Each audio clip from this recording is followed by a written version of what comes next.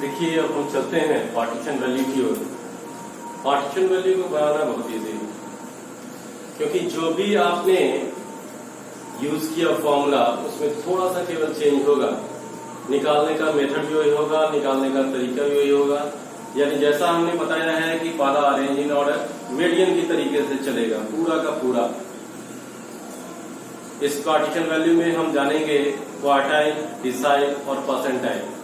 मैं सबके लिए एक साथ एक जगह पे फॉर्मूला लिख दे रहा हूं ताकि आपको कोई परेशानी ना हो। तो सबसे पहला काम करता हूं, तरीका वही होगा, इसलिए तरीका दोबारा नहीं लिख रहा हूं। तरीका होगा अरेंज इन ऑर्डर, दूसरा होगा calculate cumulative frequency if possible, और तीसरा होगा कि यूज फॉर्मूला अकॉर्डिंगली। इसमें हम लिखते हैं, पहले हम क्वार्टाइल की बात हमने करी है, तो क्वार्टाइल का फॉर्मूला लिखेंगे। मैं पहले क्यू लिख रहा हूं, तो क्वार्टाइल का फॉर्मूला हो जाएगा क्वार्टाइल गुणक Q1 या क्यू के लिए हो जाएगा हमारे पास फॉर्मूला। सीरीज हमारे पास दो, एक तीन होगी, तीन ही सीरीज होगी। पूरे के पूरे स्टैटिस्टिक्स में तीन ही तरह की सीरीज आपको मिलेगी जो कैलकुलेट करना होगा, इंडिविजुअल, डिस्क्रीट और कंटिन्यूअस। इंडिविजुअल और डिस्क्रीट सीरीज में हमारे पास हम बात करें तो इंडिविजुअल एंड डिस्क्रीट सीरीज की बात करें तो इन दोनों सीरीज में हमारे पास फॉर्मूला होगा लोकेशन ऑफ मीन के लिए n+1 डिवाइडेड बाई 4।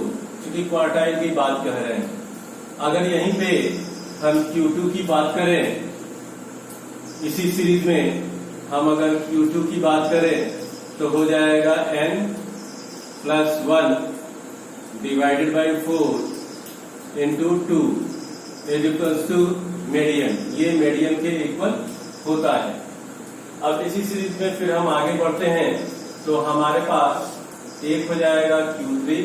तो Q3 के लिए हमारे पास फॉर्मूला हो जाएगा 3 इंटू n+1 डिवाइडेड बाई 4।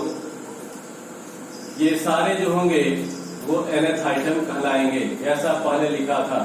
इसी तरीके से आप भी लिखेंगे nth आइटम। परेशान होने की जरूरत नहीं है। Q1 और Q3 की सबसे ज्यादा जरूरत पड़ेगी आपको। इसको बोलते हैं हम लोअर क्वार्टाइल,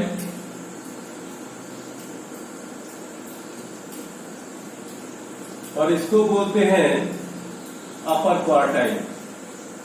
अगर आपके सवाल में कहीं लिखा हुआ है कि फाइंड आउट अपर क्वार्टाइल, तो आपको Q3 निकालना होगा, और कहीं लिखा होगा कि लोअर क्वार्टाइल, तो इसका मतलब आपको Q1 निकालना है। ये तो लोकेशन हो गया, आप दोनों का निकाल लेंगे और आंसर जैसे निकालते थे इंडिविजुअल सीरीज में और डिस्क्रीट सीरीज में मीडियन के लिए, ठीक उसी तरीके से X से आंसर निकालेंगे। अब रही बात कंटिन्यूअस सीरीज की, तो हम बात करते हैं कंटिन्यूअस सीरीज पे।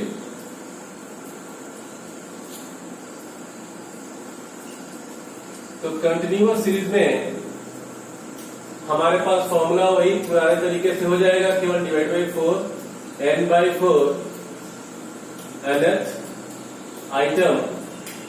ये हो जाएगा हमारा Q1 का ही, और इसको भी बोलेंगे हम कि ये लोअर क्वार्टाइल है, ठीक है। लेकिन लोअर और अपर क्वार्टाइल Q3 और Q1 कहेंगे सिर्फ उसी तरीके से। दोनों के लिए हमारे पास फॉर्मूला वही होगा n डिवाइड बाई 4। लेकिन इसके साथ एक और फॉर्मूला जैसे मीडियन में लगता था वैसे ही Q3 और Q1 में लगेगा। पहले मैं Q1 के लिए लिख रहा हूं, ये तो Q3 और Q1 दोनों में लगेगा। Q3 में जैसे ही होगा वो, पहले मैं ये जो फॉर्मूला लिख रखा हूं ये हमारा Q1 में है। केवल डिफरेंस ये हो जाएगा कि 3 into n/4 divide nth item, ये हो जाएगा आपके पास Q3। अगर Q2 की बात करें तो हो जाएगा 2 into n/4 nth item continuous series में। एक और फॉर्मूला कंटिन्यूअस सीरीज में ही हम लिख सकते हैं, जैसे मीडियम में लिखते थे, जो मैं अभी बताना चाहता था आपको। Q1 is equals to L1 plus N by 4 minus CF upon F multiplied by I। अगर यही चीज हमारे Q3 में आ जाएगी तो इसकी वैल्यू हो जाएगी सीधे सीधे L1 plus 3 into N by 4 minus CF upon F multiplied by I। तो ये तो हुआ क्वार्टाइल का। हम इसी तरीके से डिसाइल और परसेंटाइल का भी कर सकते हैं। आइए डिसाइल परसेंटाइल के भी हम यहाँ थोड़ा सा समझ लेते हैं कौन कौन सा फॉर्मूला यूज करेंगे। जैसे ही हम क्वार्टाइल की बात करते हैं, इसका मतलब क्वार्टर का मतलब 4 होता है, इसलिए सब में n के लिए 4 से हमने भाग दे रखा है। अगर हम इसी को डिसाइल में लेके जाते हैं तो डिसाइल में देखिए इस तरह से क्वार्टाइल में पहला और लास्ट होता है Q1 और Q3। इस तरह से डिसाइल में दो चीजें होंगी, उसके 10 पार्ट होते हैं। पहला होता है 1 और दूसरा होता है 9। यानी इसमें हम बात करेंगे तो D1 की बात करेंगे और D9 की बात करेंगे। निकालने को इन बिटवीन के 1 2 3 4 5 6 7 8 9 कुछ भी निकाल सकते हैं, लेकिन हम यहाँ D1 और D9 की बात करेंगे।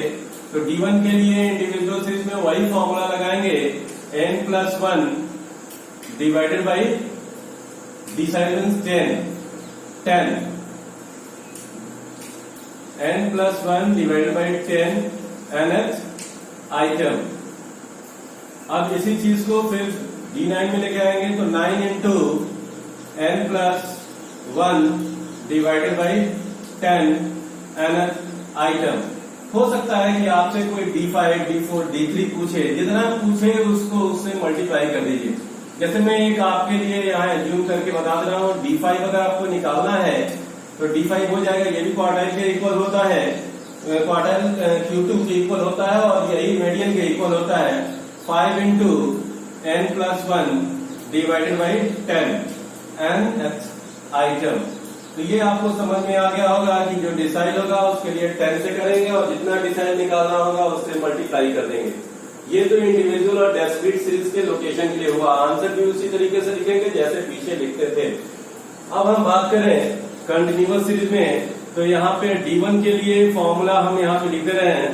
तो D1 का फॉर्मूला हो जाएगा L1 plus N by 10 minus CF divided by F multiplied by I। D9 की बात करें तो हो जाएगा L1 plus 9 into N by 10 minus CF divided by F minus CF divided by F multiplied by I।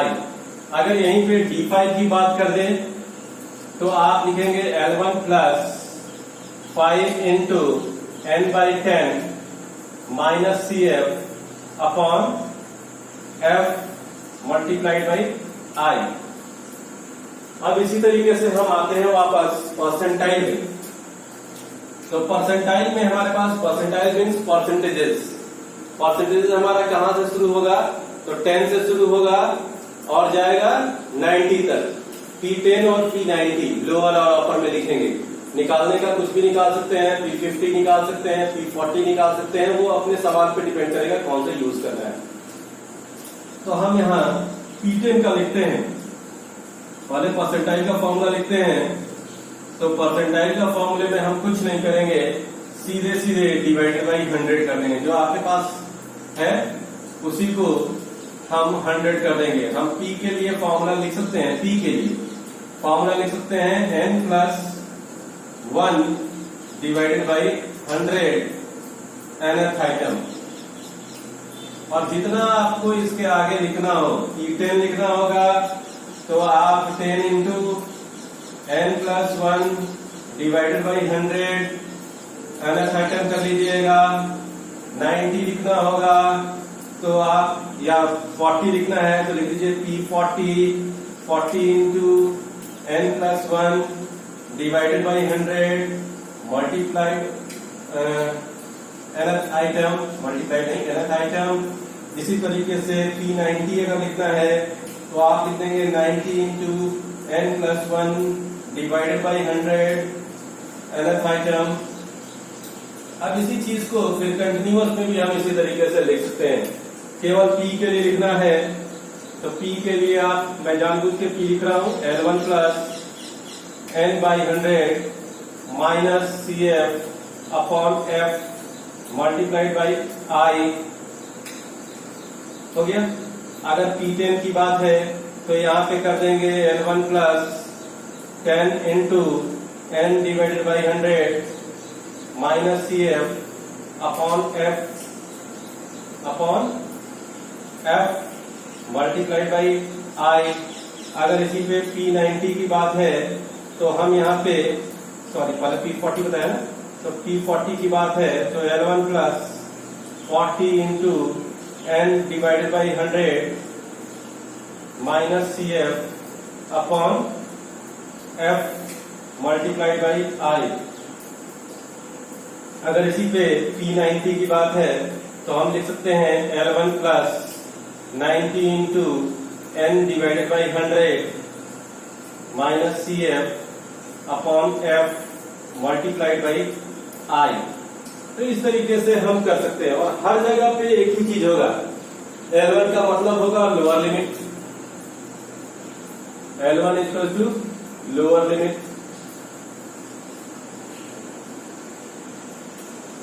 और n तो आप जानते हैं n equal to summation F, मतलब टोटल फ्रीक्वेंसी का, CF frequency of the preceding class where percentile lies. लिखने से अच्छा है मैं आपको बता दूं, फ्रीक्वेंसी ऑफ प्रीसीडिंग क्लास। मैं अब इसमें ये नहीं लिखने जा रहा हूं कि डिसाइल का, कि परसेंटाइल का, कि क्वार्टाइल का। CF का मतलब frequency of the preceding class, F means frequency of the class, frequency of the class. I का मतलब interval between the classes in which this lies means interval, बस यही आप समझिएगा।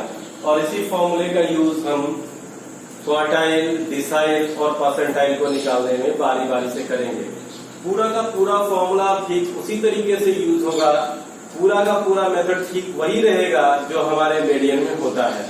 केवल इस फॉर्मूले पे चेंज हो जाने से उसका आंसर चेंज हो जाएगा, अदरवाइज कोई चेंज हमारे पार्टीशन वैल्यू के न्यूमेरिकल प्रॉब्लम में और हमारे मीडियन के निकालने के न्यूमेरिकल प्रॉब्लम में कोई अंतर नहीं है। इसलिए मैं यही कहूंगा कि मीडियन को अच्छी तरह से समझ लीजिए, ठीक वही सारे के सारे तरीके इसमें लगेंगे। फॉर्मूले में भी कोई चेंज नहीं है, नाम से ही आपको समझ जाना है। Quartile means divided by 4, decile means divided by 10 और परसेंटाइल मीन्स डिवाइडेड बाई 100। यही पार्टीशन वैल्यू में हमें पढ़ना होता है। जो हमारे पास बेसिक क्वेश्चंस होंगे उनको हम एक एक करके सॉल्व करेंगे, जिसको आप समझेंगे।